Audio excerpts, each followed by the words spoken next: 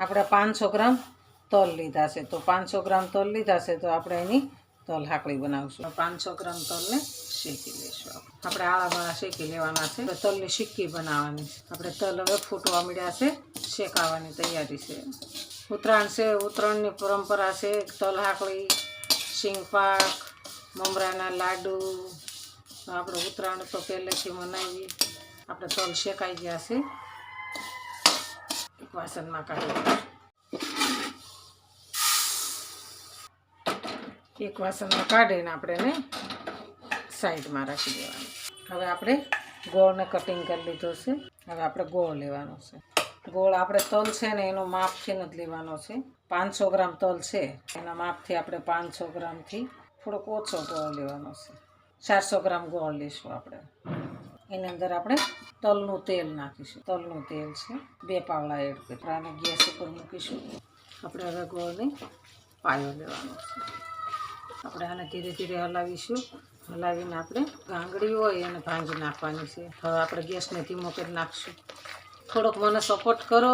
મારું મન લાગે હારા મોટા સરસ વિડીયો બનાવવાનું. લાઈક કરો, થોડોક શેર કરો. મને મૂડ આવે આ વિડીયો બનાવવાનું. ધીમા ગેસે રાખશું ને એટલે આપણે દાજશે નહીં ને સરસ આપણો પાયો આવી જશે. થોડી વાર આને રહેવા દેવાનું. હીરામાં હું કામે જાઉં છું અને રાત્રે આવી કામેથી અને પછી હું વિડીયો બનાવું છું. તો તમે મારી મહેનતને તો લાઈક કરો અને થોડીક મદદ કરો મારા વાલા. અને ઉત્તરાયણની તમને બધાને મારી વતી શુભેચ્છા આપું છું. તમે બધા ખુશી મજામાં હશો. અમે ખુશી મજામાં જ છીએ. પાયો આવી ગયો છે તો એમાં આપણે થોડાક સોડા નાખીશું. થોડાક સોડા નાખી અને એને આપણે હલાવીશું. સોડા નાખવાથી આપણે સિક્કી ઓછી થાય. આપણે એની અંદર તલ એડ કરી દઈશું. આપણે એની અંદર આ તલને એડ કરી દઈશું. આપણે બધું મિક્સ કરી દેવાનું છે. આપણે મિક્સ થઈ ગયું છે. હવે આપણે એને થાળીમાં ઢાળી દેવાનું છે. ગેસ આપણે બંધ કરી દઈશું. આપણે હવે નીચે ઉતારી દઈશું. આપણે થોડીક તલની લાડુડી કરીશું.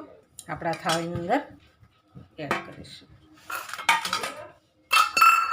આપણે આવી રીતના ફૂલ દબાઈ દેવાનું છે અને આવી રીતના ઘસીને પતલી કરી નાખવાનું છે.